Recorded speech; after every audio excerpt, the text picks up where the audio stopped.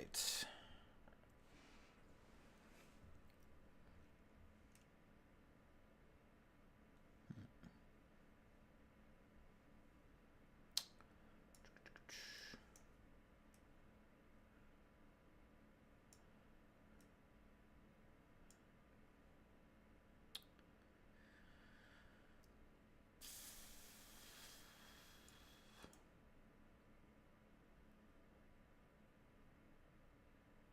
What is up, Mike? Oh man, good to see you, dude. Cool. Can you guys hear me?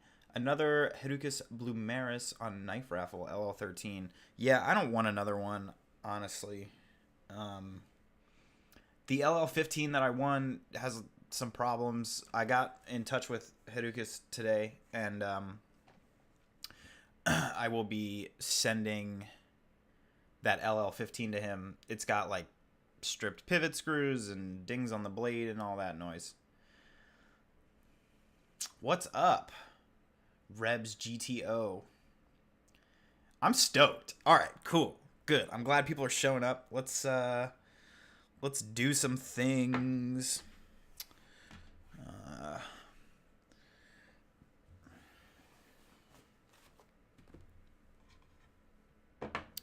Da da da. Check it out. Bam. We're doing it. We're doing it live. Doing it live. I have a mess going on right now on my desk. Okay, cool. So let's see. How many people do we have so far? We have 6 people so far. Dope. Well, obviously, wait a few minutes before we rip this thing open, guys. Do you guys have any questions? Anything you're interested about with the Specter or any of the other knives I picked up recently? My buddy Rich swung by my office today with his Specter, knife number 36, which was super cool. So I kind of know what I'm in for, and I'm really excited. It's a cool knife. And I think it's going to do, like, big things. Perhaps.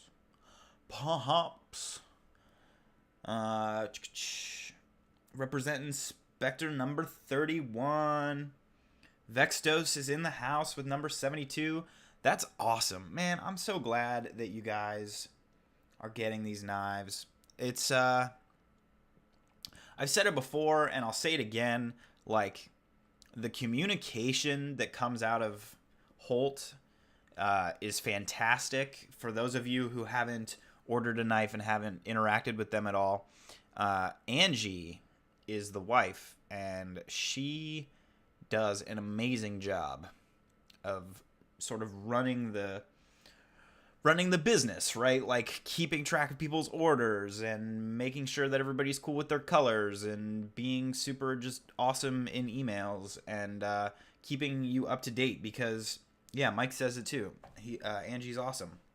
She's doing things that like everyone should be doing, right? And so it's really frustrating even dealing with some of these custom knives because, you know, these guys are strapped for time. They're one dude, you know, they've got other shit going on in their life, right? Like they've got a family and like a life to live. And, you know, when the primary modes of communication usually end up being Instagram, even though I would prefer email, you know, a lot of these guys don't want to email with you even, or you send them an email and, you know, they're still asking you questions and stuff. They don't reference it. So, that's been kind of a big annoyance, and I actually intend on making a video fairly soon, sort of while I'm carrying all these knives and preparing all my reviews. I need to fill some empty space. So I want to talk about like the knife buying process and how people need to demand with their dollar like better service. And so Holt is somebody that I'm very excited to sort of, I mean, promote, I guess, if I'm going to put it that way, you know, and just and let everybody know that they're running a clean business because you know, I told my friends, I said, this knife doesn't have to be amazing or the best or like crazy, right? This knife just has to be good.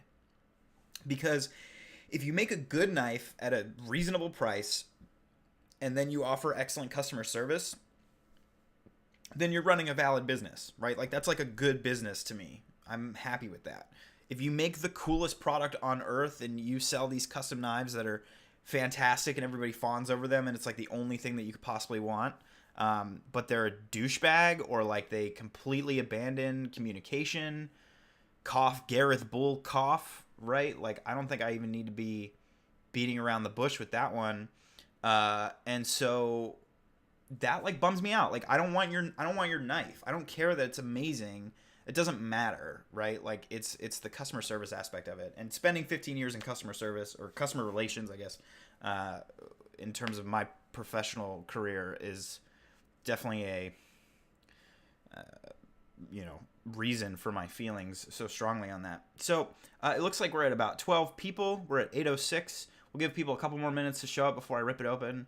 Vexo says Specter, aka Rask Killer. So I did want to take a couple minutes before I actually rip the box open. I'll talk to the people that are here, and this will be good for anybody that watches this after the fact. But like I said, I saw and played with one of these knives earlier today. A friend brought it by the office, and so multiple people have told me that already have one that they think that it's a Rask Killer. Now, I don't really like the terms blank killer, right? Like I don't know if any of you guys are nerds. I played WoW for a long time, World of Warcraft for a long time, and I remember all through the years, 2009 through 2013 maybe, where all these WoW killers came out. It's like that's never what really happened, right? Because what's up, Rich? Thanks for joining us. Because first of all, they're not competing directly, right? Like a Rask now from Grimsmo costs twice as much as a Specter, and I view the Specter as a little bit more of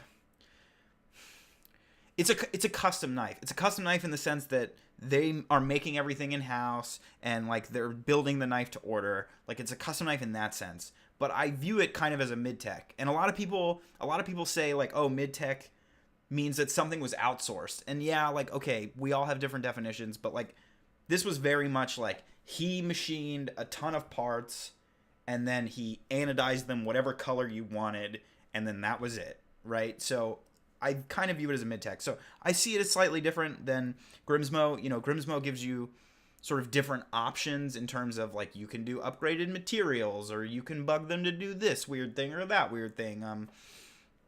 And Holt will be offering that at a higher tier, and that's very cool, and I look forward to those knives, but that's not what we're really dealing with here. So I don't know about it being a Rask Killer. Gregory says that it looks like a Rask. Wait until you see me open the knife. I really wish I had a Rask here because I don't have a comparison, but I thought that it looked a lot like a Rask, and the videos on Instagram that were posted by Holt make it look like the size and shape of a Rask, but it's not. It's way smaller. It's definitely thicker in a good way, and they're very similar in that like they're titanium frame locks that are sort of manufactured and sold in a similar way, similar blade shapes, and the similarities kind of end there. If a Specter is like a Rask, then any really titanium frame lock is like a Rask as far as I'm concerned, because it is that much different, which I didn't expect. So to anybody who hasn't held the knife, I'm with you. Like I totally thought that this was going to be Rask dimensions and just basically a Rask, right? But it's not. So I think it's time to go ahead and open it up. Let's see how many. We've got like 15 people. Good evening from southbound I-75 Georgia. Hey, be careful on the road, but thanks for joining. Stoked for the prestige class orders. Yeah, exactly. The prestige orders will be super cool. Hey guys, so I have this like case traditional that somebody sent me as like a extra little gift for an error that they had when they were shipping. Does anybody like know anything about this? Can anybody tell me like what I have here, like what it's called?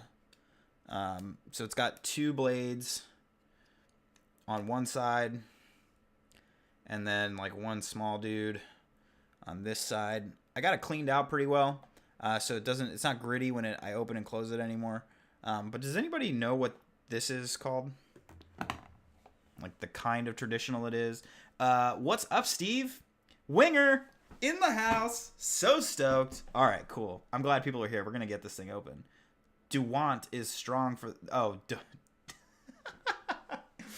Nice, Mike. I could not read. DeWant is strong for the prestige. Rebs can't wait. Wow. The most popular blade shape demand. What, like the rasp blade shape? Let's open this package, shall we? So, like I said, I saw... What's up, Charlie? I saw I physically played with a Specter today, but I haven't seen their packaging, so I don't know if they did something cool. You guys can see here, the box you actually get says Holt BladeWorks, irresponsibly sharp. Anybody who's checked them out before will know that he sharpens all the knives on a wicked edge, and he sort of makes a point to say that. I guess I don't know what to open this with. Let's use the new Lattice number 001, shall we? Yeah, I'm glad you got your popcorn ready, dude. Let's open it. I want to open it like properly so that we get the legitimate unboxing experience.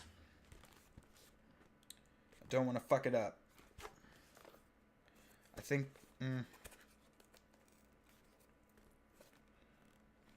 Shouldn't be this hard to know how to open a box, Tyler. All right. Already cut that.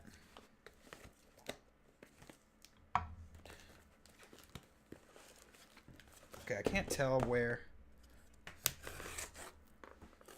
So my Lattice cuts pretty well. That's a good sign.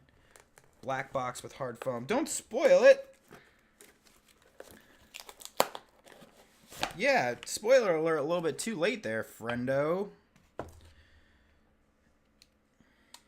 Jason L. has joined us. Slide Tech in the house, got number 69. The box is rad as fuck. All right, well, don't. All right. Okay, so here's the deal. We have this black paper, and then there's some stickers in the bottom of the box. Speaking of stickers, I have some stickers that I will probably be handing out at Blade Show. These are really nice. These are actually like pretty thick, and they feel like plasticky, not papery. So those are probably the nicest stickers I've ever opened from a knife package. Ooh! All right, let me get this on camera. So fancy. Cool. So it came wrapped in black paper. Now we have this Holt BladeWorks box. So you guys can see it's one of those black magnetic snap boxes. The logo is sort of gloss. It's like a glossy finish. Send you a sticker? I can send you a sticker, of course, Steve. I got you, bro. All right, so check it out. So the first thing we see is like a CD, basically. This reminds me, God, that'll test everybody's age in the live stream, right? Most of you are like my age, right? Like you guys are adults, I think. Y'all know what a CD is. But that's probably not what this is, so let's open it. So I really like this. So they got this red and black theme going on. You can see the red corner, and that's sort of what you remove. Double logo. I like the reverse contrasting colors. Red foil. Thank you. I don't know how to use words.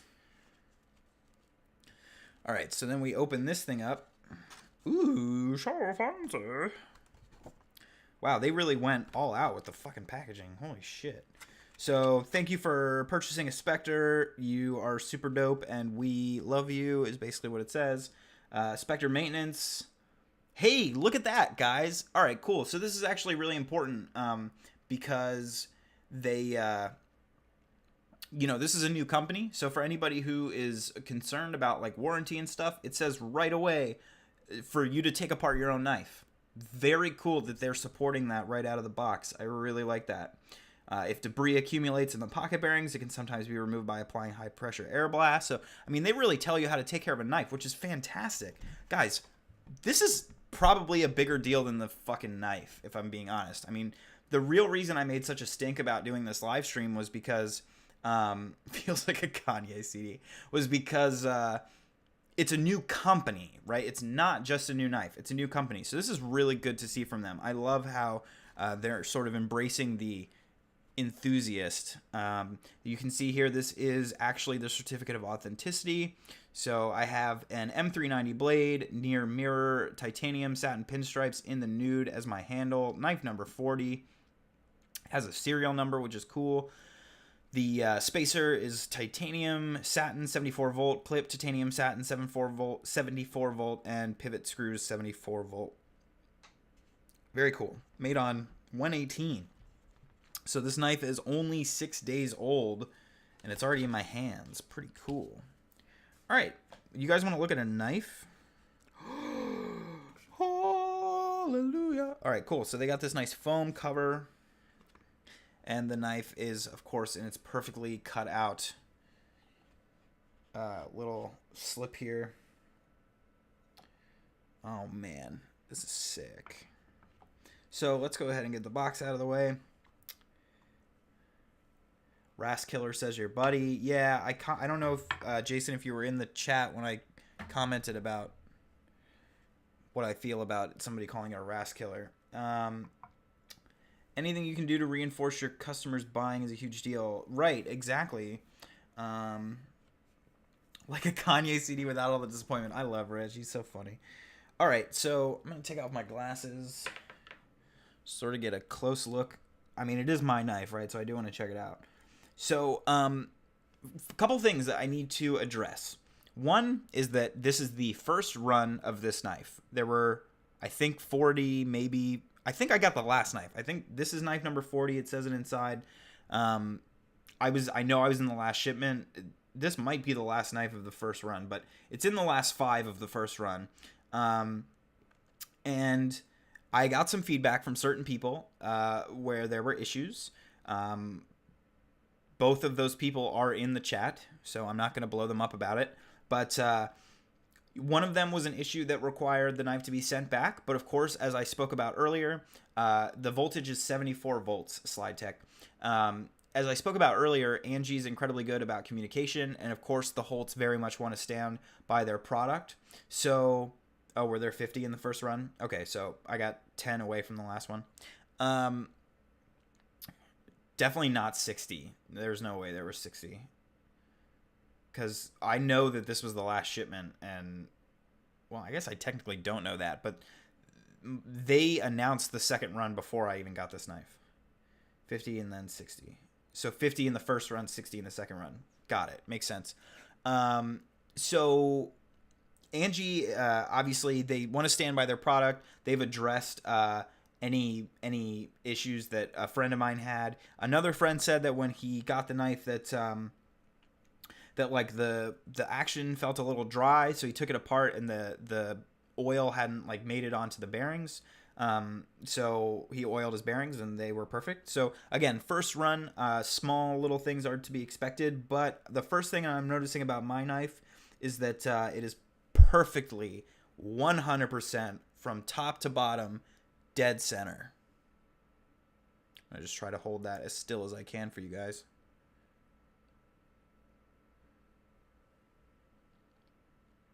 Dead center. So that's very good. Well aware of the issues.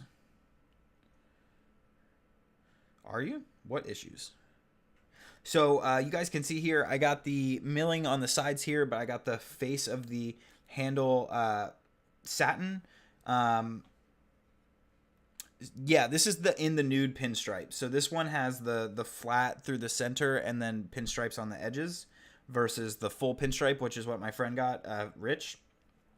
Now what I'm noticing is that it's actually taking fingerprints pretty heavily, so I almost wonder if I would have preferred the full pinstripe, but it has to be said it's kind of grippy even though it's super smooth, which is nice. And then of course I did the 6-spoke pivot here. Just give you guys a closer look. 74 volts on all the tie. We are of course looking at an M390 blade, and this is the near mirror finish. Woo! She's looking hot. Check out my little camera setup. I'm sure you can see my face. Ah! I am noticing some sort of... this one has lock rock. So, I didn't say it before, but I will say it now. The issue that I spoke about was that another friend of mine had a lock rock issue, and so do I. So, that's okay. I will be sending this back to them to address that. That's unfortunate. Just feels like the lock bar is a little bit light in terms of pressure, and so it feels like it doesn't want to travel all the way. So I'm feeling definite. Yeah, I got lock rock. But again, that's okay. It is the first run. I'm not completely surprised. You can see that even with that issue, though, the action is fantastic. It does sound a little dry compared to Rich's earlier, so I'm just wondering if these maybe aren't going out with the optimal level of oil. But I will oil it.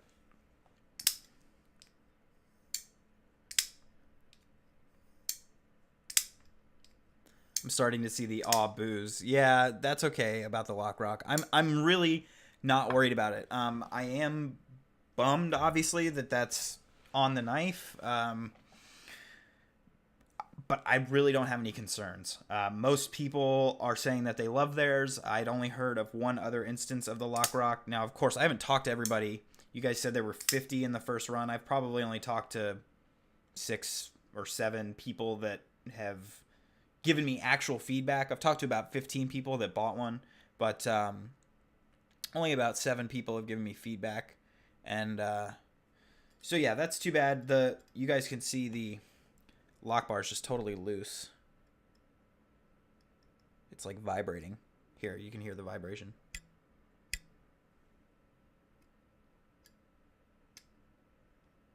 That's too bad.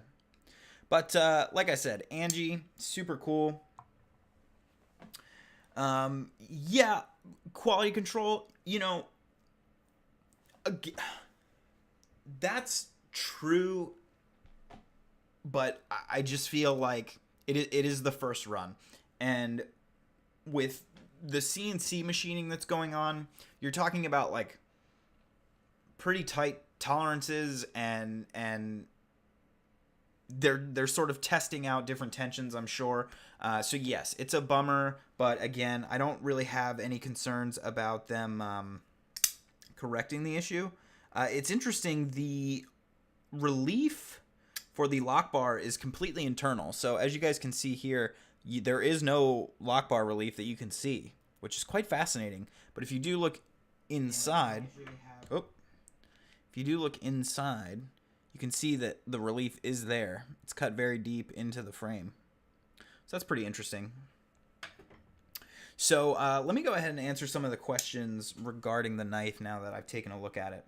So yeah, it does sound nice. It's got a really great set of acoustics, and that was one thing that I definitely intended to mention.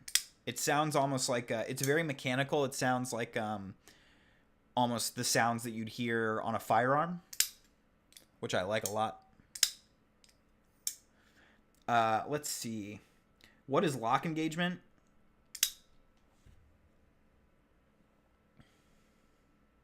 I mean, it's actually engaged at about 55%, but it bounces back and sits at about 45% or so where the rock is induced.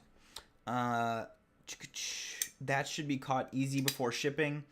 You know, a lot of things go out a certain way and end up arriving in a different way. Like, so for example, I recently got my Larevos back, And something that happened was that both of the knives showed up with quite a bit of corrosion, rust, on the lock faces.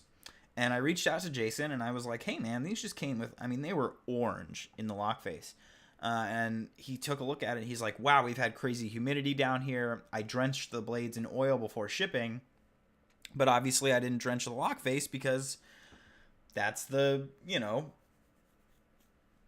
part that I mean, you want oil on that or you'll get lock stick is what I'm trying to say. So, he sent them out without the issue and, now they are what they are. So, it's a bummer. In terms of you guys saying, why don't you check the knife? I'm confident they checked every knife that went out. It's just, if you flip the knife a couple times, you probably wouldn't notice it. But yeah, the lock bar definitely bounces back out. So let's see. Had an S&G with the same lock rock, loose lockup. It is what it is. I think Charlie said earlier they should be able to send you a slightly bigger stop pin without sending it back. I mean, not if their stop pin cutout tolerances are insane. What's wrong with it, Vinny? It's lock rock. Hope it's an easy fix. Yep. So is my brown servo. Perfect. Yep.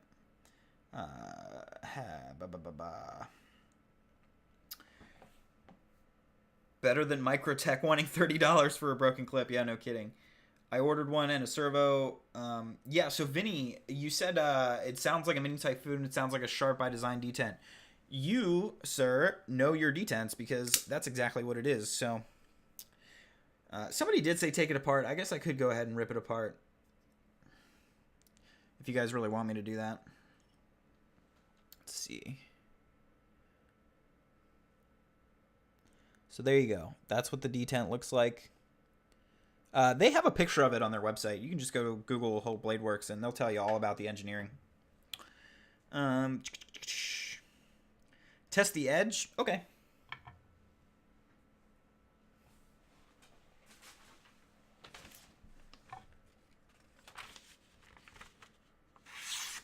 Woo! Screaming wicked edge. Doesn't surprise me.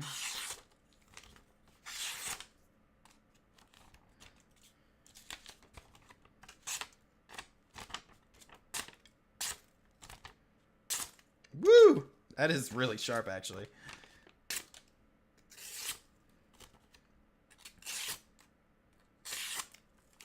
Yeah, Rich, Fruit Ninja.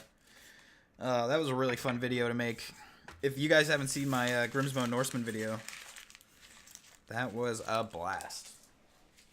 All right, so there's your edge test. Vinny, I think I answered your question about what the issue was. A little bit of lock rock. Just the lock bar appears to, instead of catching against the lock face, it springs back. If you're a new high-end knife company, shouldn't you take extra time checking the knife before you put it in the beautiful box? Yeah. Supposedly. Who knows what the deal is with how it ended up like this. I don't really want to go accusing anybody of doing or not doing anything. I think it's really easy to sort of imagine a situation where you are getting fucked over, but I don't think that's really what's happening here. The amount of sort of logistics that goes into delivering these knives on the time frame that they've given themselves is a lot. And, maybe they should take some more time with it. But again, this is all a learning process. And starting a small business is fucking hard. It doesn't matter what industry you're doing it in. And particularly one where you're selling something that people don't need. It's hard. Running a small business is hard. So I don't really fault them for having a couple of issues. Like I said, a lot of people said that they haven't had any issues or anything, so I'm not really worried about it. Let's keep going through this. I'd send them back. Oh yeah, of course it's gonna get sent back. I'm not worried about that at all, Slide. Again, I'm not worried about the situation. Anybody who is seeing this and is concerned about the the knife being a problem or something is not an issue as far as I'm concerned. Um, Welcome back, Gregory. Even putting oil on the pivot is another step they missed. Yeah, I don't really know how I feel about them not really having a lot of oil in there. That seems like a choice that they made, and I don't necessarily agree with it. But I will reach out to the Holts and just find out what they have to say about it. Adam, it's really nice, but it has a little bit of lock rock, and you don't know what that is because you're not a knife guy. But I'll explain it to you tomorrow. Ben, just got here. Can you sum up your thoughts? Yeah, I mean, my thoughts are that it's awesome, which I actually said before I opened the box because my friend Rich, who I think is still with us, brought his Specter to my office today. So I got to check it out actually before I unboxed it, and I really like the knife. And it's worth saying that Rich's knife was excellent. The problem with this one is, just as one of my friends had, it has a little bit of lock rock. It seems to just be a sort of small systematic issue with the way that their lock bar is built. I'm really not concerned about it. I'm confident that they will fix it in a very fast, quick order. I'm really not worried. Vinny says, if the lock wasn't an issue, would you prefer this over the Rask? So, Vinny, I don't know if you've seen my Rask video, but I would prefer any knife over a Rask. I think the Rask is a fucking joke, if I'm being honest. I mean, look, the Rask has like a godlike action, and Grimsmos are great at that, and that's awesome. And if like the action is the only thing you give a shit about, then great. But the problem with the Rask is that you slip off the flipper tab because it's super rounded. It's got like basically no purchase. It's pretty small. The knife is super slippery, so if you have anything other than like desert stone dry hands all the time, it's very difficult to hold. It's a very thin knife, which if anybody follows the channel, sort of paying attention, like I hate thin knives. I really need some thickness to my knives. So yes, I think this is better than a Rask. And in terms of like it being the same sort of style of knife, I still think it's better than a Rask, but I think anything's better than a Rask. I'm exaggerating, obviously, not anything. But, I mean, really, the Rask doesn't do it for me. What's up, Ren? Good to see you. I'm doing great. Let's see. Answered that. Lemon Rask, Lemon Specter. No kidding, Charlie. What's up with that? That Rask wasn't even mine. But, yeah, it's too bad. Sexy profile on the knife. No kidding. This thing is sweet. God, it has a really great deployment sound, guys. I mean, it sounds really good. Mine wasn't oiled. Doesn't matter. I take all my new knives apart as soon as I get them. Yeah, and again, they basically said in the little COA thing how to maintain the knife. Guys, they might be sending these slightly unoiled or unoiled because as Charlie, who's in the chat, will tell you, you should break in a knife unoiled because that's how you're going to, sort of remove the most material or whatever between the D10 and the D10 track. So it very well might be that they're kind of sending these out like this on purpose with the anticipation that if you care enough, you're going to take it apart and you're going to oil it yourself after it's broken in. Rich says his is pretty great. The Holts are pretty great. They'll take care of it, no problem. 100%. I mean, they're literally like my favorite people to work with in the industry right now. Angie, she provided me with the logo that I used for the thumbnail in this video, and we spoke a little bit last night, and I have no concerns whatsoever of them repairing the knife for me. Let's see. Well, you just received the knife and it has got to go right back. Kind of sucks. So Eric Diamond, I want to address that actually because unless you're just a lucky motherfucker, there is no custom knife buying experience really where like you don't have to do something.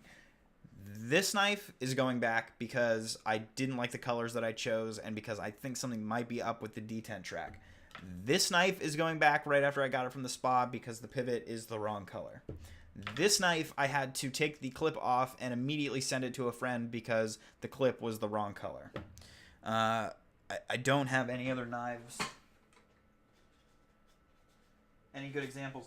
This knife is a great L36, but the first L36 that I got literally came completely broken. It did not work at all. But Andre Thorburn is one of the best fucking makers out there, and he produces a sweet knife. So, I mean, that's 1, 2, 3, 4 knives that I can name off the bat that are literally sitting in front of me that all had 5 knives. Sorry, 5 that all had to have some sort of adjustment literally after they arrived. The world of custom knives is very complex, and I think sometimes it's easy to jump to, you know, like, oh, it should just be perfect, but there's a lot sort of that goes into this, and so I don't fault any custom maker for me having to send the knife back. I really don't. Like, if you buy a fucking Benchmade, it should be perfect because it's factory made and everything's supposed to be perfect and it's supposed to go through so many hands before it makes it out the door and whatever. And so you should expect to buy a knife off a shelf and not have to send it back. But when you're dealing with custom knives, it's not unusual to have to get something adjusted. Now, some of those things that I mentioned are more like preferential, whereas this is mechanical, but still, my point stands. Show off the number inside the backspacer. Number 40. I think. They told me I was getting number 40. Yeah, it's 40.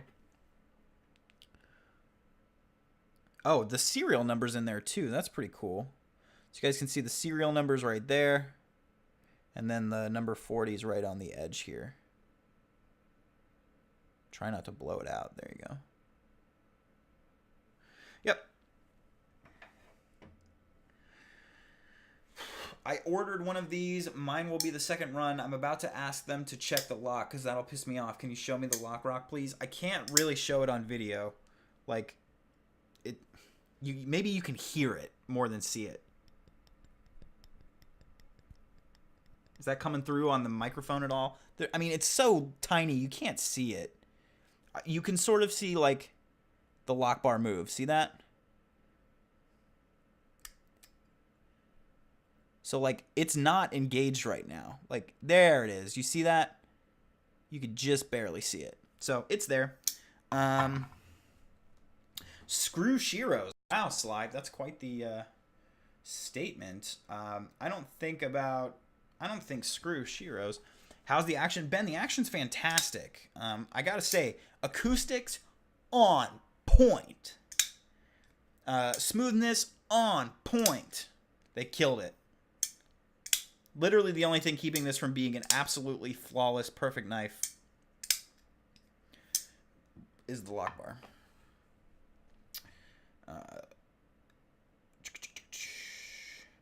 Looks identical to a Wave. Yeah, Charlie, actually, I think you're right about that. It is closer to a Wave in terms of dimensions and shape than it is to a Rask. So for anybody who's kind of curious about the way it is in the hand, it's more like a Reat Wave than it is a Grimsmo Rask. I like it more than the Wave. The Wave is a bit thicker and a bit shorter. So it's the Wave is like a chubbier or stubbier version. The Wave is good though. Vinny doesn't like Shiro at all. That's too bad. You know, I think a lot of people are exposed to low-end Shirogorovs, and that kind of bums them out. You know, I gotta say, the 111, pretty great knife. It's a bit of a pocket sword, so if you're not into that, it is what it is. But, God, some of the custom division stuff is just fucking gorgeous. She's a beaut. Yeah, Steve, I'm not worried about it at all. Slide says run dry first. Agreed. Sold all 3 of your Shirogorovs. Interesting.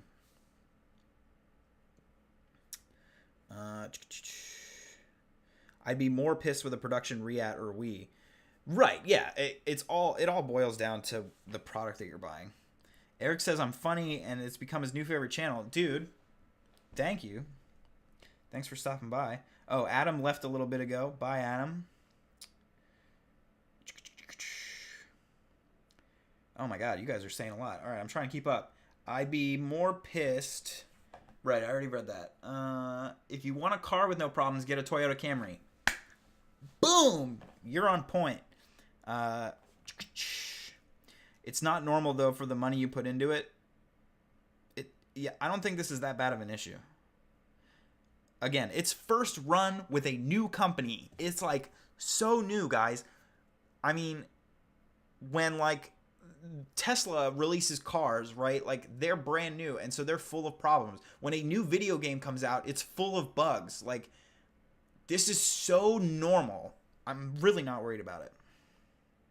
I hope it doesn't seem like I'm yelling at anybody. I'm just trying to like keep the energy up, but like I really don't I'm really like not worried about the lock rock.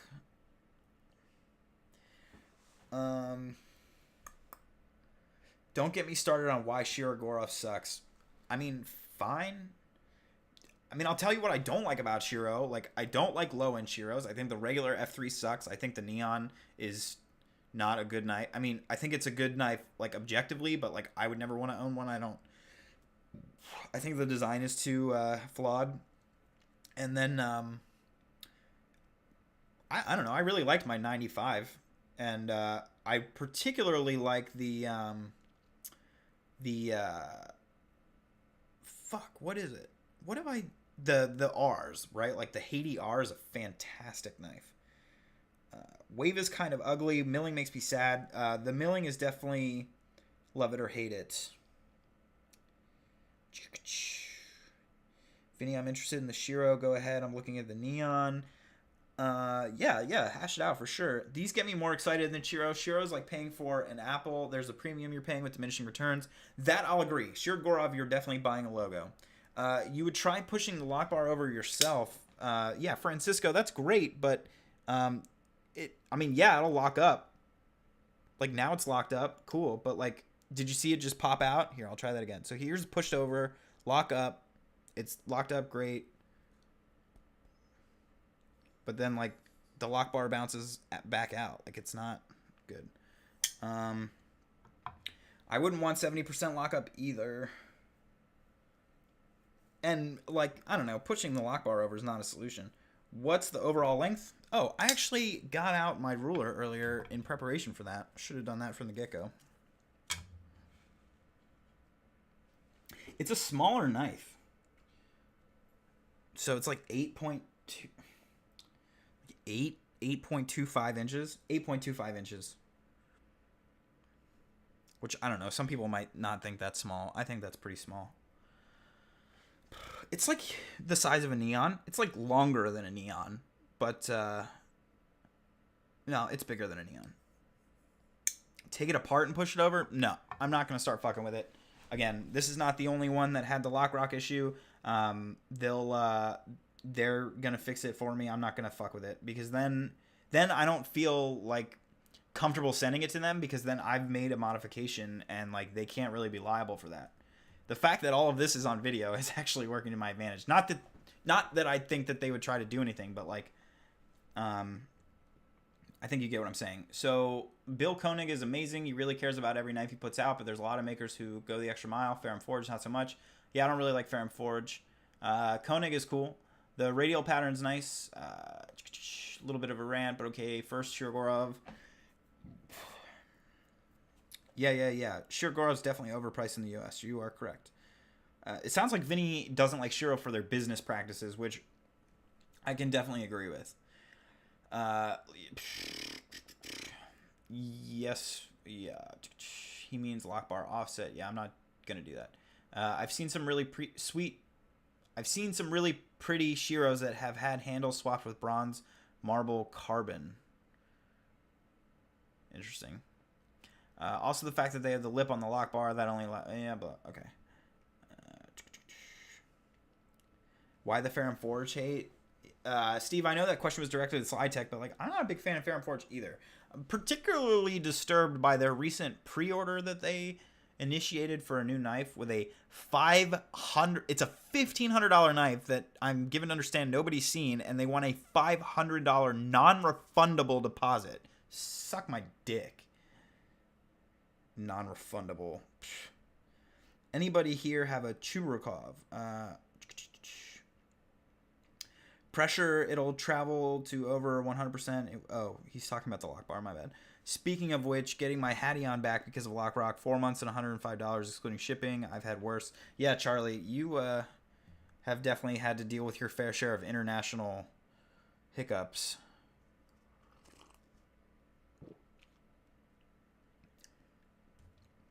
Cool. Yeah, so that's the Specter, guys. It's too bad that it suffers from that little issue. Oh, Mike, are you still here? You wanted me to open it, didn't you? I'll open it. Why not? What have I got to lose? Let's check the sizes. Wow, okay, that's not right at all. Actually, I'm gonna use my new Wii set instead of this thing. Let's find out what we're working with.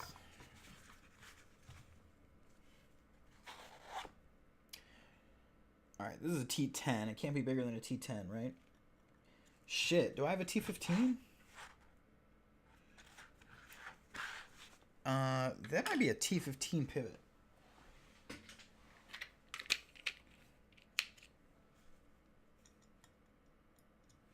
Interesting. Here's my T15.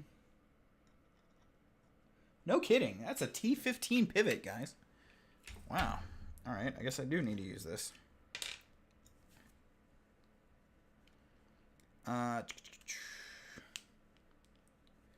$500 deposit for a maker choice. I don't really care, Ben. So my problem with that is, there we go.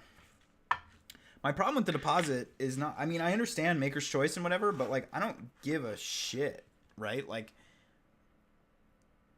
you can sell the knife, right? Like, Fair and Forge does not have an issue selling a maker's choice knife. So the fact that they want to lock you in, especially to something that you're not choosing, right? You're not building the knife. It's not even your custom. Like, it's a maker's choice. That's bullshit. I'm, like, really not happy with that pre-order thing. Oh, God. I'm going to break some shit. All right, what did... Fair and Forge has always done that? Okay, I didn't know. I still think it's dumb. You had to put $550 down for your servo, but what is it, non-refundable, Vinny?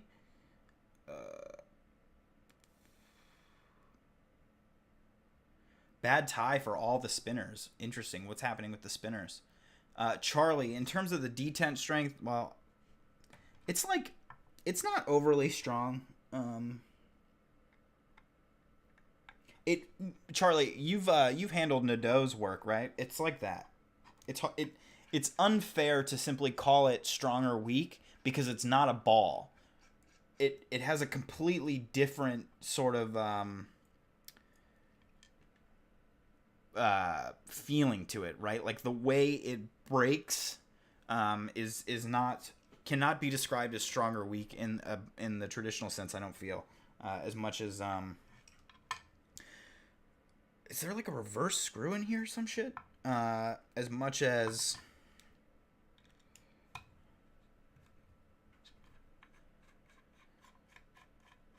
it's just different. Sorry, I'm losing my train of thought.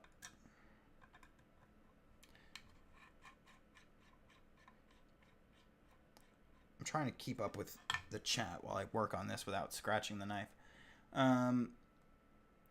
Yeah, get all up in old girl. Okay. I remember him saying that about the info email that is garbage. Don't have an email you won't check. Mass-Drop and we were all over my Falcon problem based on an offhand comment on Instagram. Fair and Forge is by far the worst I've dealt with. Fine, I can spend $600 elsewhere. Agreed. Worst part is Joe answered on the info email once. I didn't know I was supposed to ignore Joe. What the fuck? I don't know what you're talking about. That's what you were saying, Ben? Got it. Right. Yeah, it makes it even more BS. No kidding. I'm going to try to keep all these screws in order. Don't want to fuck that up.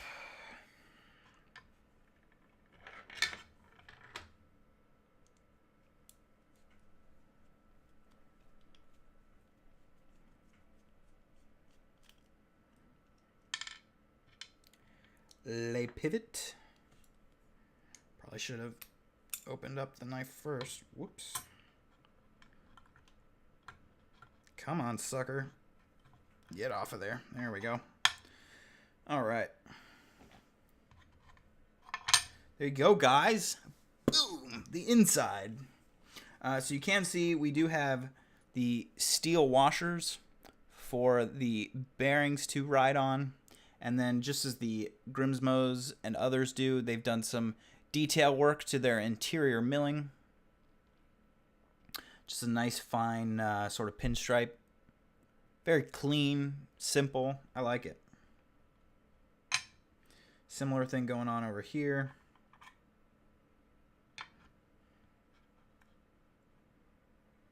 I guess I didn't really need to take the clip off. So then you guys can check out the detent. So Charlie, you see what I'm talking about? Like, it's not, you can't just call it hard or soft because the detent itself is a ramp. So it's sort of it's a very clean brake. That was one thing I always really liked about Nadeau's work. The difference here between Nadeau is that Nadeau has really strong lock bars, which cause them to not close very well, which is not the case here. And then, yeah, we've got ceramic bearings, which I asked for, running on the washers. All right, let me catch back up.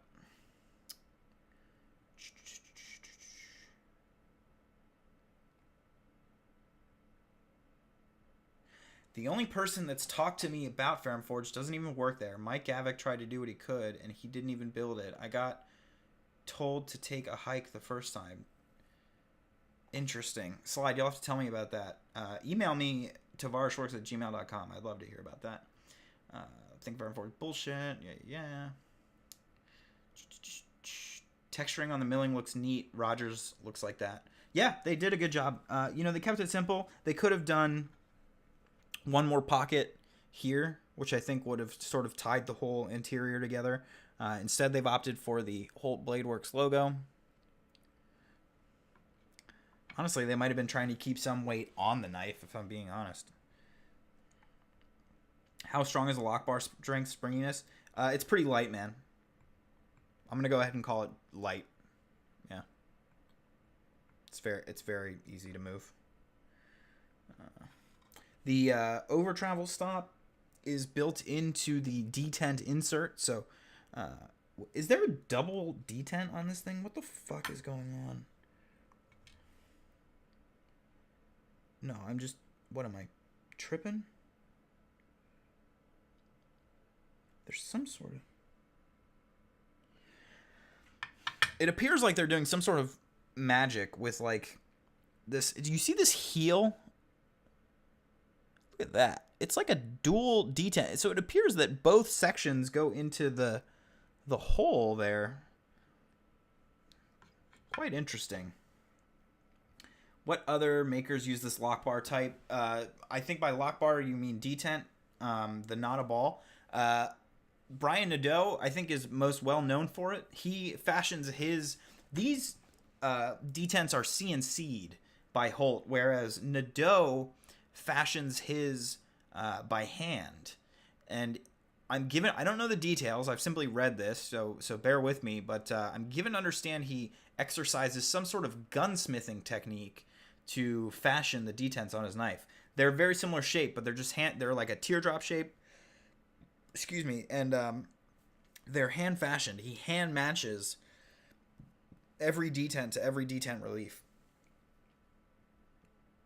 Guys, do you guys know if anybody else is doing the integral detent? I only know of Nadeau. Michael Gavik is fantastic, I must say. What other higher quality facial cam than the knife cam? John, I know, dude. It's because it's the setup's problem. So the knife cam's actually not low quality. It's that it's zoomed in and stretched because of my technology setup. To be able to get the picture-in-picture with the technology I already own, I had to utilize my phone. So actually my phone, like right here below the screen that you can't see. And it's set up the same way as when I record my videos, which I usually record on my phone. But what's actually happening is I'm streaming the screen of my phone to my computer using software, and then utilizing that software in the stream software, and then having to zoom it in so that you don't see all the other shit that's going on the screen. I'm going to fix this. The high quality, this is a 1080p like high-end webcam, which is why this is decent. I will try to improve this setup, I assure you. Don't forget to oil the bearings. You know, my bearings are oiled. That's not an issue. I think I will put a little drop on the tank or on the detent.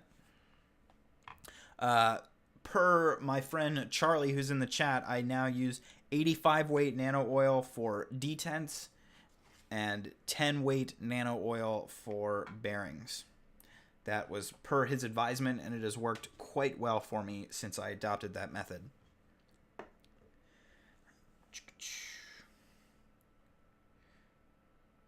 Bend the lock bar in a bit. Just do it. No, I'm not going to bend the lock bar. You can't make me, Charlie. I trust in your expertise, but I just would rather send it back, because it's not even just that I don't want to mess with it and that I want to send it back. It's more that I really want to try to help the Holts in terms of getting their business off the ground. And so I think it's really valuable for them to get the knife back in the exact way that it was sent out, so that, you know, what they're dealing with is sort of accurate. You can't fix a problem if I send it back with a sort of adjusted problem, right? It's not fair. No, they're the only two doing that right now that I know of. Yeah.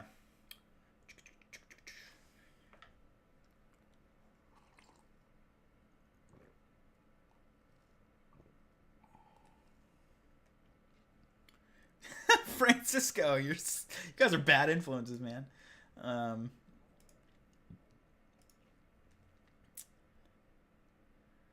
They got a bad batch. Interesting. The over travel is removable. Yep, screws right here. Do you want me to take it out? I can do that. I don't want to pop this shit. I don't want to fucking take apart the whole thing, really. But here.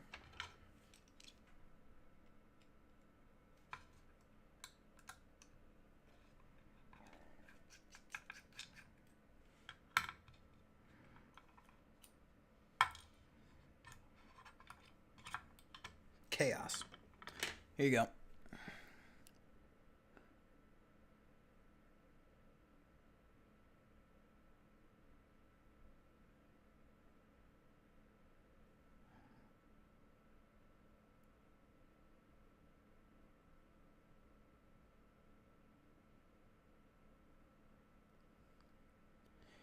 Yeah, Francisco, you're not helping your case there, because I fucking hate Millet, and I think they run a horrible business. Actually, damn it. You know, 2 live streams ago, somebody mentioned Millet, and they were like, tell me about your opinions about Millet. And I was like, I don't want to say anything because I don't have anything nice to say. And, like, I'm not here to bash makers. Like, that's not what I'm trying to do with my life. And, damn, dude, I made it through that whole stream and I didn't say shit. And then you just got me to fucking admit it. Yeah, dude, I don't like Millet at all. I don't think they run a good business. Show the other side of one of the scales, please. There. Pull it out, pull it out. What's lock bar natural offset percent at? Fuck, man. I don't know. I'm not trying to drill down that much right now, dude. That much? I don't know. I'm not a knife scientist like you are. So I copied Stephen Bishop's knife. Yep, I copied it. Yep, because he had it posted all over Instagram before I ordered my knife. Yep, that's exactly what I did. See my Damasteel blade?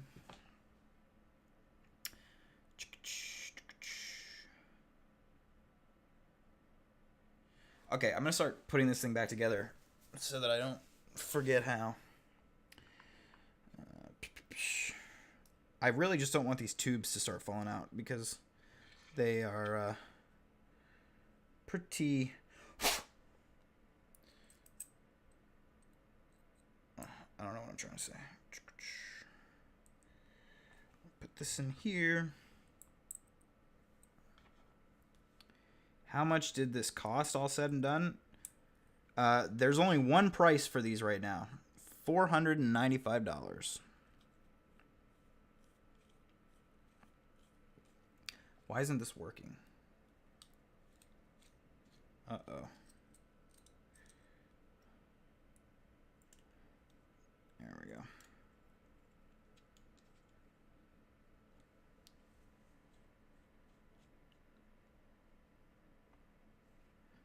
Yep.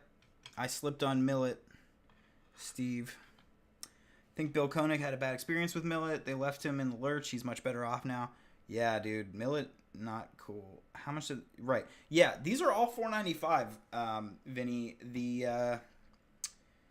The premium, like, sort of models or whatever, the full customs, if you will, that they're going to do have not been released yet.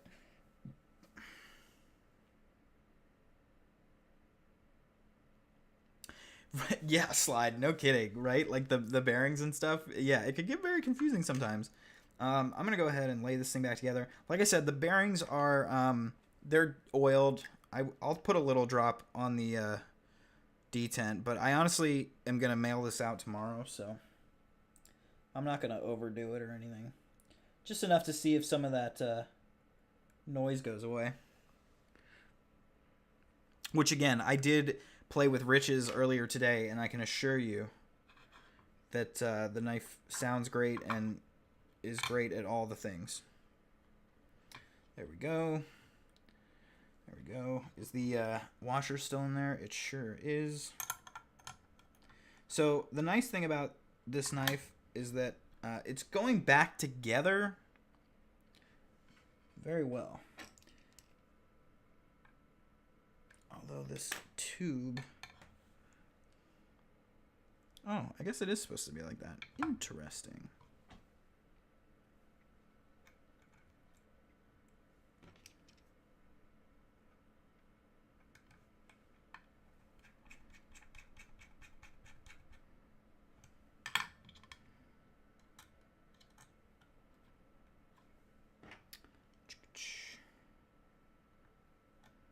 It's always daunting trying not to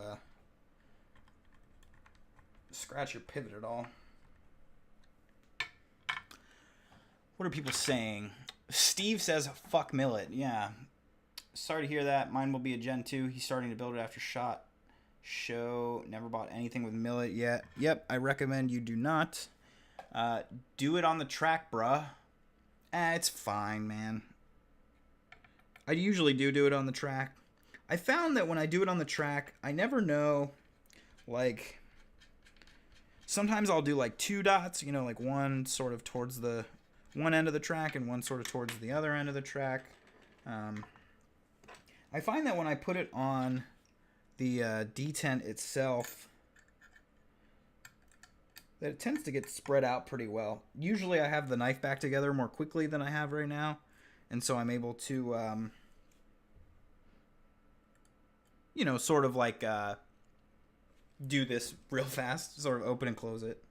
And that spreads it out pretty well. But yeah, I usually do it on the detent track, to be frank. But in this case, I didn't see... It's not broken in at all. I can't really see the detent track. So I'd more just kind of be globbing it onto the lock face, which is not ideal.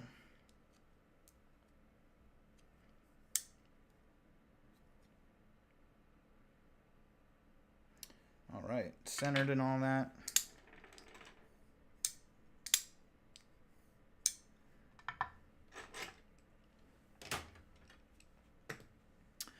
All right.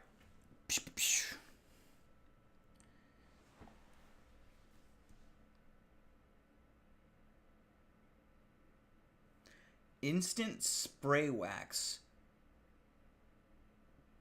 Carnauba, and you'll avoid those fingerprints. What are you talking about, Slide? There's something I can coat this in where it doesn't pick up fingerprints? Are you for real? See, I almost wonder if they know what the fuck they're doing, because I just oiled this detent very, very lightly, and it's already made the knife less droppy. It's more hydraulic, but it's not like it was when it came out of the box. It's a little quieter. But I liked it before. Let me check, make sure I don't have like the pivot super tight or nothing.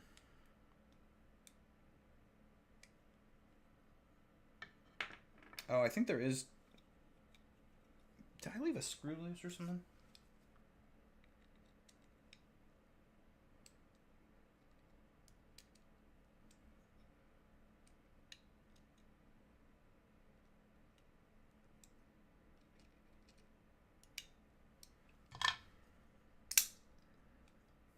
There we go.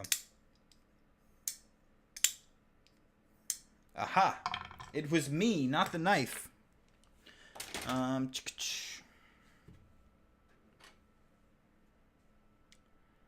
Oh shit! I didn't. Wow, you guys have said a lot of stuff.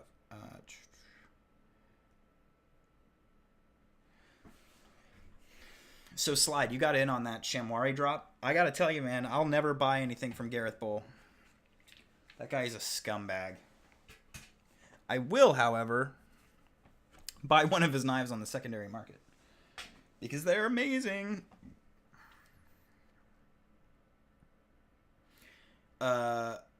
Yeah, Vinny, I actually did 100 down on my Holt as well. I did not pay for it in full.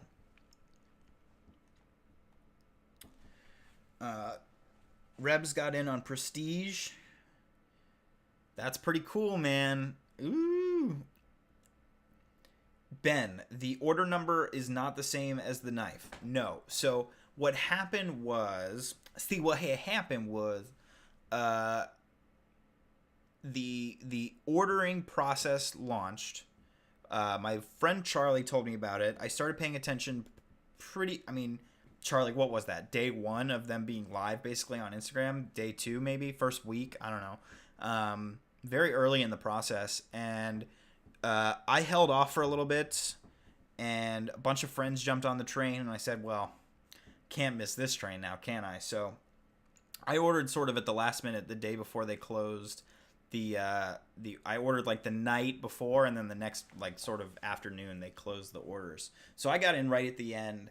And I actually started getting people's order numbers and keeping track of them. So I went on Reddit and a bunch of Redditors got like number 30 through 40, basically, right? Give or take a couple, some in the middle didn't belong to Redditors, but basically that batch of 30 to 40 were a lot of Reddit guys.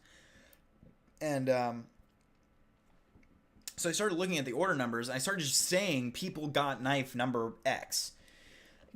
You know, I was order number 38, so I was telling people that I had Specter number 38. And I was telling people that my friends had Specter number X, Y, and Z. So when Angie reached out to me to sort of finalize my order, she actually mentioned, she was like, hey, you know, we didn't, we like made some of these knives for friends and family before the official ordering process. So the numbering is actually kind of technically wrong in terms of how many knives have been produced.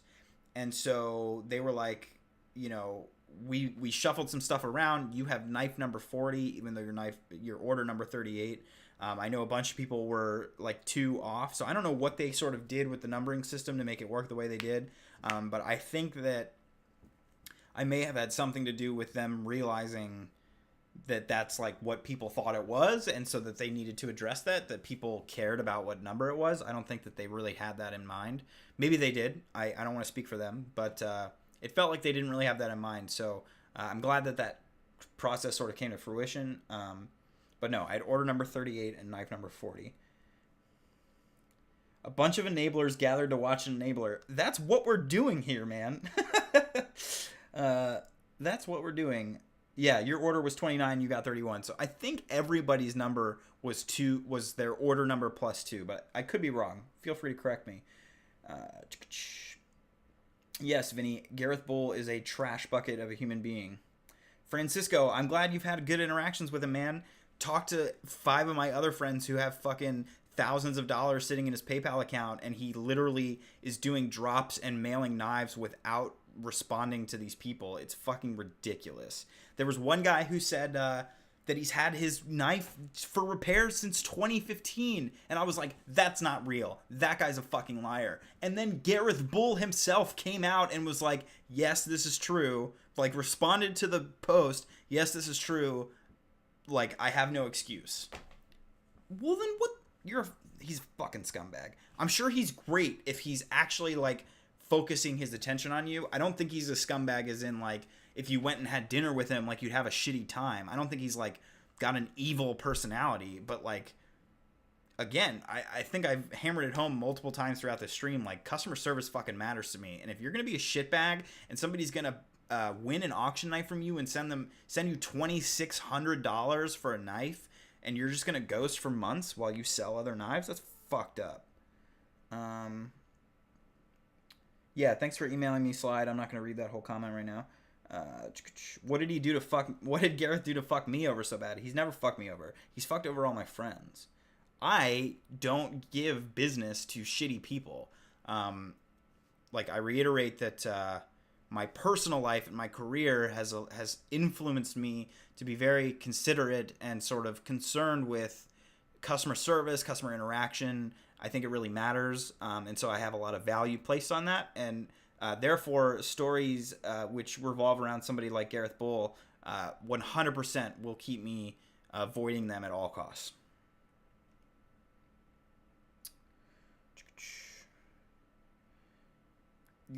Slide has had great interactions with him. I'm glad. And it appears to me, and this is me, I'm just talking now, right? Nothing I'm saying is fact. It appears to me that he's like super good with you if you order a knife that's already finished, like one of his drops, right? Like, let's say he made 5 carbon fiber chamois or 10 or whatever, and he drops them on Instagram. If you hit him up in that moment and PayPal him in that moment, he will mail you that knife and it will be fine. Like, that seems to be the way things go. If you are, like, buying a finished knife and it's paid for before he goes to bed or whatever, and all that shit is perfect, then you get a good experience. But if you buy something that's not finished, or you order a custom, or you send something back for repairs, that's when he starts to fuck you. It's like he only wants to work on the thing that's, like, on his mind right now, and he just has no sense of being able to go back. Bull and Southern practice the same kind of customer service levels. Absolute shit. Bull's not so bad. Most higher makers are much worse. He's only bad since he makes promises and other dudes tell you to fuck off. Charlie, you're not wrong. Other guys just tell you to fuck off. But I disagree with your point in the sense that I think Bull is so bad, and I think those other makers are not so bad, because I would much rather you tell me to fuck off than to fuck me over. Because what Bull is doing is effectively stealing. Like, it is. So I would much rather you be like, I don't make knives for people that ask, like Mike Nguyen, right? The only way you get Mike Nguyen will tell you that he doesn't make customs. I have audio in one of my Blade Show videos that you can go look for evidence where he literally says in the video, I do not make custom knives, period. Go look at his Instagram. He makes custom knives all the time.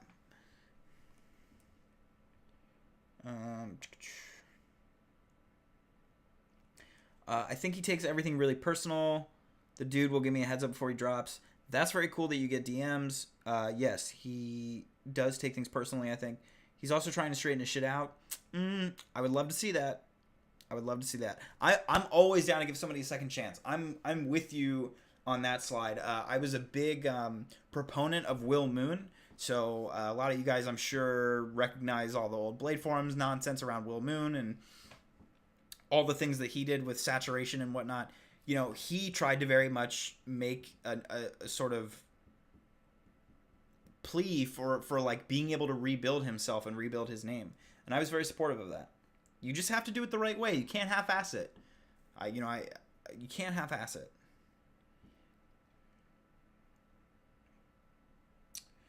Ben, wow, that's messed up. That's kind of messed up on the order numbers. They should just bump up the order numbers by 2 so that they forward. Yeah, it's very weird. I don't know what error they made which has caused them to have to react in such a way. I could care less about the number ordered. Angie said that my actual number would be different than the order number, and I said it's cool. Let's talk anno combos. Yeah. I don't think. I think the knife number matters if they sold 500 Specters and only one customer out of all 500, 1 in 500 cared about what number their knife was, I think that's still enough reason to number knives. Knives or cocaine? Definitely knives. Cocaine's so overpriced. Are you kidding me? I mean, like, pick any other drug and we might have a conversation. Cocaine's fucking waste. Let's talk about something more positive instead of crappy knife makers. Yeah, John, I'm down. Let's do that.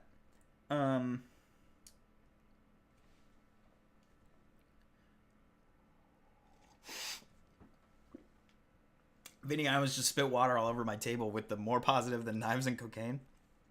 When I asked Mike Nguyen, he said he had his books were full for the next 20 plus years. Not that he doesn't do customs. Yeah, I'm sure he has a different phrase for everyone, right? My books are full for 20 years is a really cocky, fucking egotistical way to say, I'm so popular, I don't even know what to do with myself. I'm not a fan of him. But, as John said, let's not keep talking shit about makers. See how easy it is to sort of get off on a rant or a tangent in a negative sense instead of being positive. Let's have some positive conversation, guys. So, again, this Specter, super, super sweet. We'll, of course, get the lock bar issue taken care of. Again, I'm not really concerned about that. Super smooth action. Yeah, the Koenig Arius is not that.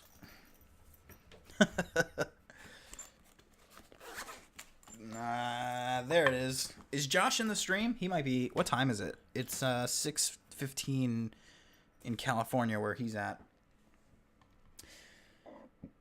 This is a Hercules Blumatis LL15 that I picked up recently. I won it in a raffle. Unfortunately, it has to go see Hercules. I'm going to send it back with JD Vandeventer when he's here at the end of the month, because a previous owner stripped the pivot screws completely, which is a bummer. But otherwise, the knife is fucking sweet. It's got a great deployment. Really Thorburn level deployment. The Arius is sweet. So here's my thing about the Arius.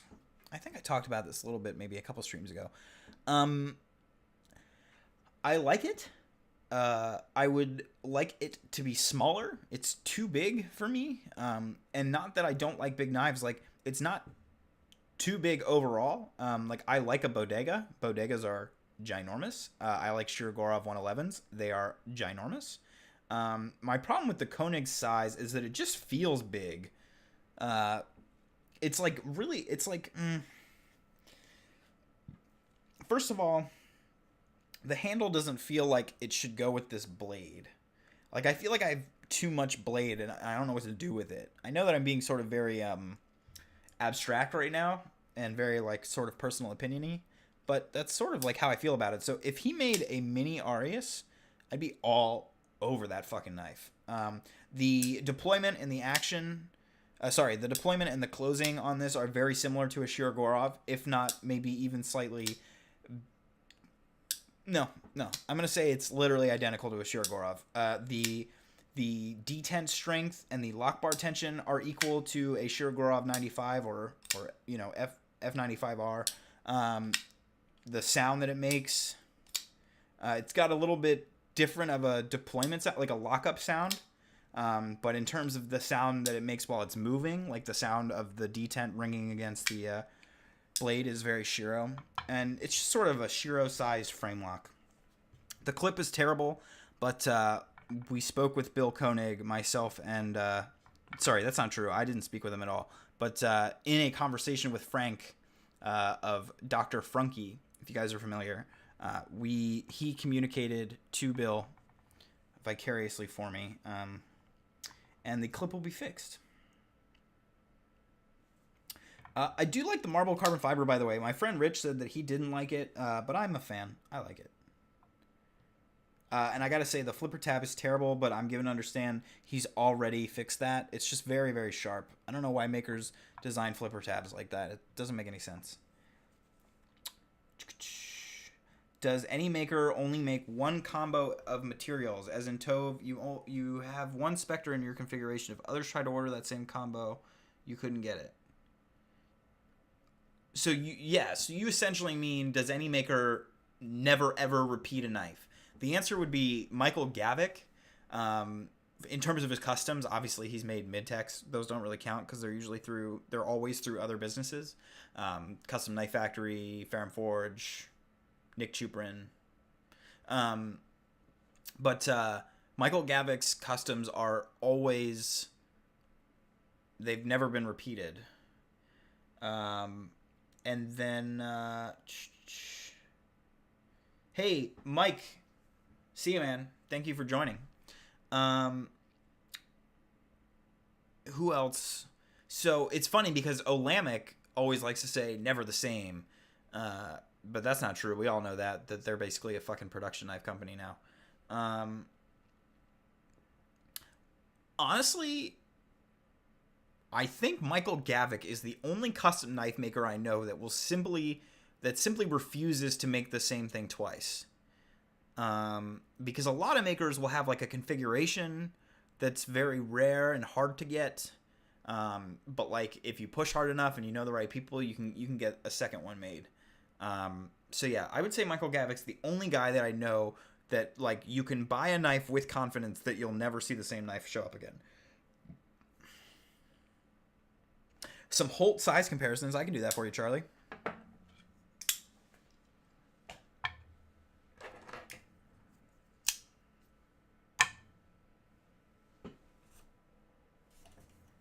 I don't know where.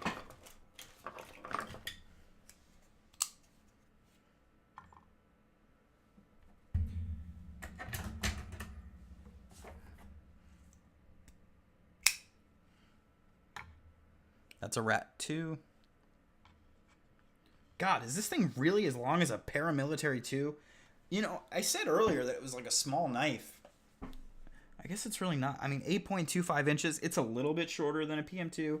I've got about an eighth of an inch on this side, and an eighth of an inch on this side, maybe a 16th of an inch on this side. But yeah, I don't know. That's bizarre that it appears so big next to a PM2. God, it really doesn't feel that big. Are you kidding me? It just, I don't know, man. It just fits better in the hand, I guess. But yeah, there's some size comparisons. You regret selling the Arius? I don't know, man. Get a new one, right? Like, I don't think this knife's a very good knife. Just because of the two flaws that have been fixed. So, let me be clear. I think Bill Koenig makes a great knife. And I think the Arius is a great knife design. And I think it's executed very well.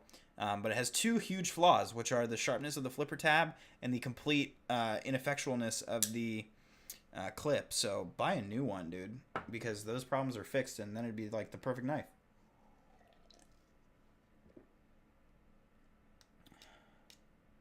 I had him fix my flipper tab for the same reason. Yeah, Francisco. This one hasn't been sent back to Bill. Already did get a new one. Just really like that marble. Will he not do one marble for you now? The Holt is the baby of Arask and Southern Avo. Okay. Being one of those four. Four of them, man. I have a couple buddies who do the sort of multiple knife thing. I can't do it. I mean, I've owned the same model a couple times. I've had two Herukis Blumeris LL07s. I've had two Thorburn L36Ms. What's your problem with the clip? I love how stiff and secure it is. Andrew, I don't really have like a way to show you right now. When I do my review, I have like a video of me fucking with it to show you. It's the problem is that it has no ramp. And so if you don't lift your clips, which I'm starting to find out people do, Dr. Frunke was the first person to mention that's how, because he has one, and I was like, dude, what's up with the clip? And he was like, I don't have a problem with it. And I was like, what do you mean? And he was like, well, I lift my clips. And I was like, all right, well, that doesn't fucking count. I mean, if you lift your clips, then every clip is perfect. Like, of course. And I talked to my buddy Rich today, and he said he does the same thing, which dumbfounded me. I'd never heard of anybody doing that, and now two close people to me tell me that they do it. So I'm starting to wonder if I'm the odd one out. Like, do you guys lift your clips up? I mean, I just put it in my fucking pocket. Like, you shouldn't. you shouldn't have to lift up your clip. And, you know, if you do it out of habit, then fine. Like, there's nothing wrong with that. But I think you make a bad clip if I have to lift it to get it in my pocket. And again, my opinions are my opinions. They're not right or wrong. Oh, low battery. All right. I can fix that.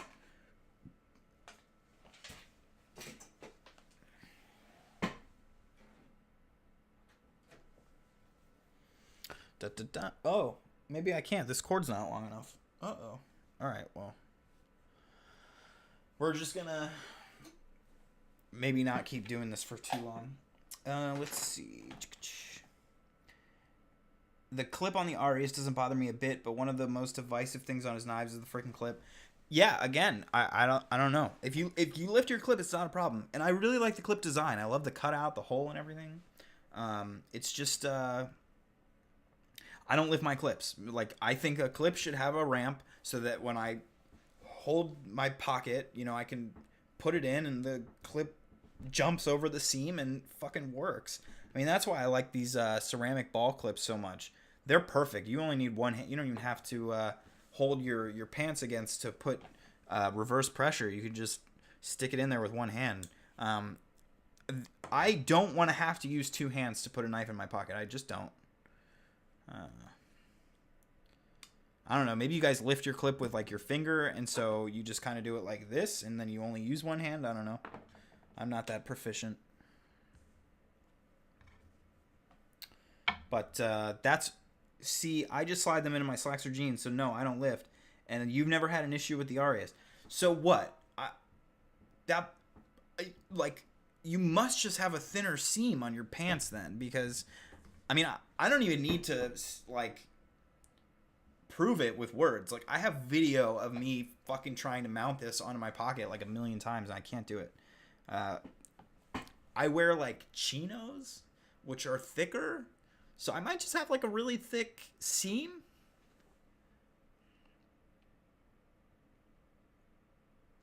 I talked with this Bill at a shop not long ago. Things are on the way, friends. Yeah, he's got a new model coming out. Which is exciting. I really wish that he would make a mini Arius, but I think it's just an all-new model.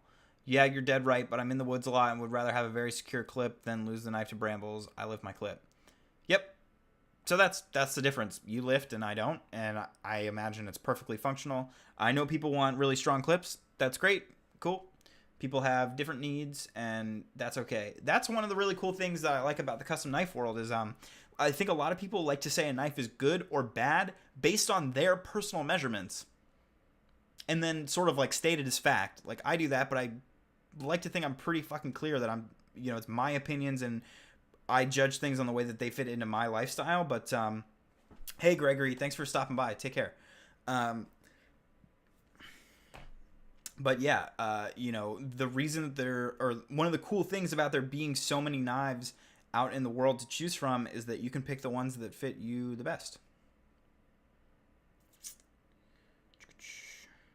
Your Ferrum Forge Fortis would literally rip the material off your pants. Don't use the millet clip on the Gen 1, which looked like a piece of shit. Agreed. I've never had an issue, so there is no issue. Oh, John, you're a saint.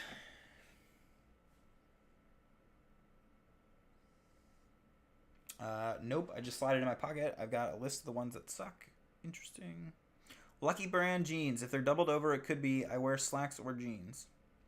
Yeah, I don't know, man. I have a video. You'll see me cut to the video during my review. I told him I'd design a mini Arius. When I get my Arius back, he seemed excited to see what I'd come up with. Francisco, are you designing knives now? Talk to me about that. Rebs, take care. Thanks for stopping by. Bits and pieces of everybody's reviews and know if my thoughts align in certain areas. Right, yeah, exactly. You know, I always try to be pretty clear that I'm like they're pocket jewelry to me, and so I'm pretty snobby about things like action, how easy the clip is to get in with one hand. Fit and finish. Yeah, slide. Dr. Frunky sent me a video, and it worked fine for him. I have no doubt that it can work. I'm just saying it doesn't work on my pants. All right, so let's see. Maybe. Interesting. Let me know, dude. Wow, it looks like 21 of you have remained around, which is super cool. But we have been at this for 1 hour and 30 minutes. Go ahead and let me know some final questions, guys. I'm going to wrap this one up. I was at an auction this morning related to my professional job, and so my voice is a little rough. You only use knives to stab hobos. You know, I feel like hobos get a bad rap. You should ask them what they need help with before you stab them. Pretty capable with SolidWorks from using it every day. That's cool, dude. Look, man, there's a lot of people coming from other industries that utilize the sort of tool sets that knife making uses, jumping into knife making. Craig Brown, obvious example.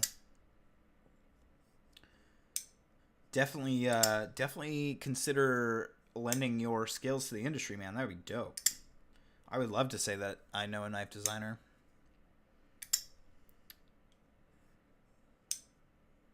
Dr. Frunky is probably over a dozen knives of mine to review. Yeah, Slide. I wouldn't send so many at once, man. Slide Tech is Tony Meter. It's Tony. What? My brains are all over the room. I did not realize who I was talking to all night. Tony. What's up, dude? Shit. I was like, this guy, I feel like I know this guy. What's up, man? Yeah, that's so funny that I did not know that was your YouTube name, so I'd never actually pieced that together. I only send Dr. Frunky the Ferrum Forge knives.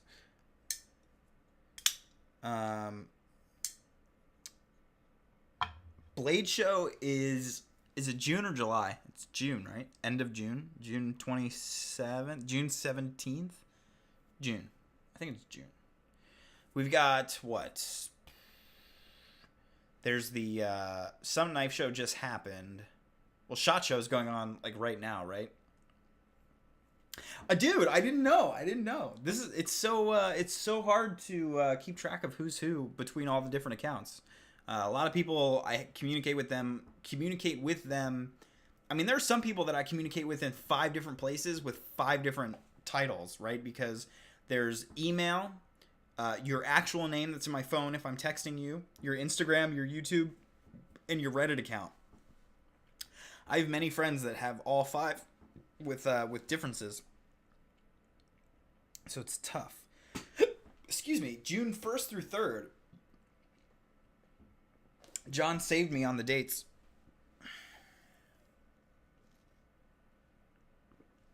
Vinny, you don't have to get them that far in advance. I'm pretty sure you can buy basic entry like there. Oh.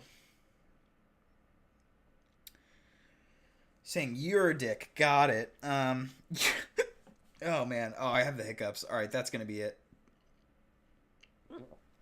Yeah, I'm going to have to end it. Fucking hiccups.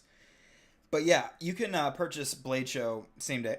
Uh-oh. All right, that's it. I'm not going to sit here. I'm not going to sit here and do a live stream with fucking hiccups. Thanks so much, guys. I really appreciate you stopping by. Oh, God. I will be updating the channel sometime soon.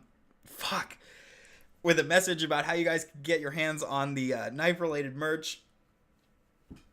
God damn it. Follow me on Instagram at TavaresWorks. Send me an email if you want to talk at all. TavaresWorks@gmail.com. Why is this happening to me? What did I do to deserve this? Okay, I'm done. I'm going to cancel the stream. Guys, I'm sorry to end so abruptly. Thank you for stopping by.